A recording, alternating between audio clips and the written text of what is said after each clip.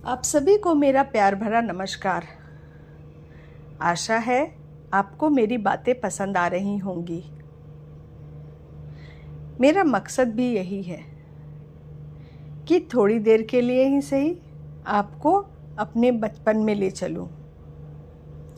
बचपन का दिन कभी दुख भरा नहीं होता, ये सुख से भरा हुआ होता है।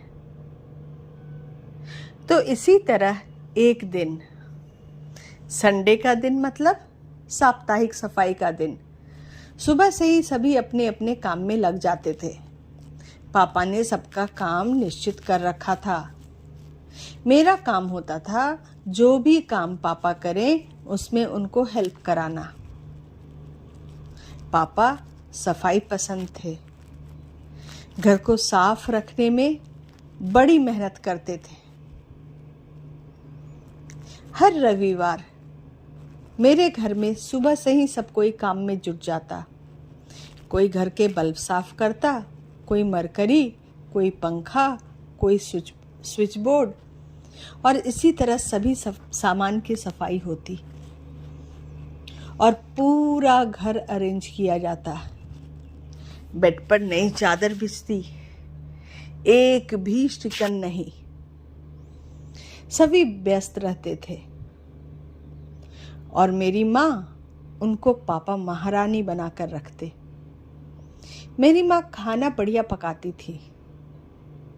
पापा को माँ के हाथ का बना बढ़िया खाना चाहिए था, बस पापा उसी में खुश। पापा हमें अच्छी आदतें सिखाना चाहते थे, इसीलिए वो हमसे घर की सफाई करने में मदद करवाते थे। घर में हमेशा 2-3 काम करने वाले होते थे, लेकिन हमें रविवार की सफाई में हाथ तो बटाना ही था। इसी एक रविवार की बात है। हुआ ये कि हमारे घर में पुराने स्टाइल की लकड़ी की बेंत वाली कुर्सी थी, हत्था लगा हुआ। उसकी बिनाई खुल गई थी। उस पर बैठने में बड़ा मज़ा आता था। बैठते ही उसमें घुस जाती थी। पापा दोपहर में नियम से सोते थे, 2 से 4 बजे तक।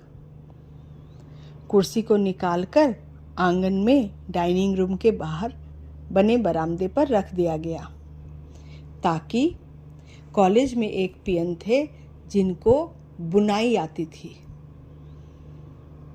उनको बुलाकर कुर्सी को बीनना था। दोपहर के समय इसी तरह कुर्सी पर बैठकर खेल रही थी। बुनाई कमजोर थी। एक चर की आवाज हुई और मैं कुर्सी के अंदर। ये सब इतना अचानक हुआ कि पता ही नहीं चला कि क्या हुआ, लेकिन मजा बहुत आया। हंसी के फव्वारे फूट पड़े। मेरी हंसी एक बार शुरू हो जाए तो फिर रुकना मुश्किल।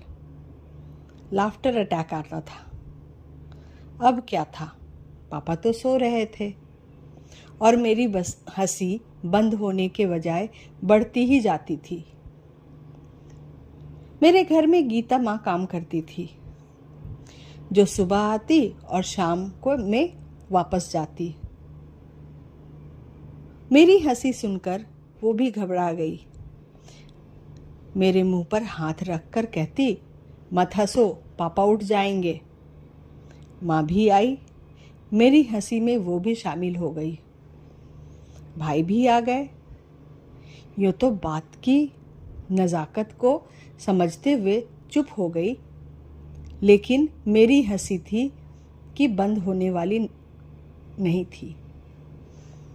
सभी हमें समझा रहे थे तो थोड़ा शोर भी हो रहा था। थोड़ी देर बाद अचानक से सब कुछ शांत।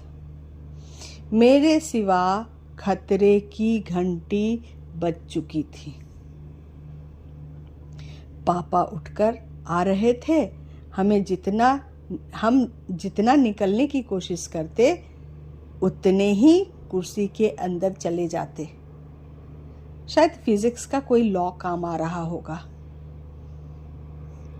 पापा आए, नज़ारा देखकर, हमें देखकर कुर्सी से निकलने को बोला, लेकिन वो तो संभव ही नहीं था। मैं इतनी अंदर जा चुकी थी कि मेरा पैर ही नहीं मुझको सपोर्ट कर रहा था। फिर क्या था, मेरी चोटी पकड़कर कुर्सी से बाहर निकालकर एक कोने में खड़ा कर दिया गया। पापा बोले, चुपचाप यहीं खड़े रहो, और सोने चले गए। फिर क्या था, जब तक वो नहीं उठते मैं वहाँ से हिल नहीं सकती थी। तब तक हम वहीं चुपचाप खड़े रहे, हंसी नदारद। अब मैं चुप थी, सब हंस रहे थे, और कैसे, मुंह दबा दबा कर। पता ही नहीं चल रहा था कि वो हंस भी रहे हैं। पापा के उठने के बाद में सब सज़ा मुक्त हुई। शाम को खेल बंद और किताब खोलकर पढ़ने के लिए बैठने का आदेश मिला था। सभी खेल रहे थे और मैं पढ़ रही थी। पता था आज तो कोई बहाना नहीं चलेगा, लेकिन ठीक था, सबक मिला। आगे से हंसी बंद, और रविवार भी खत्म।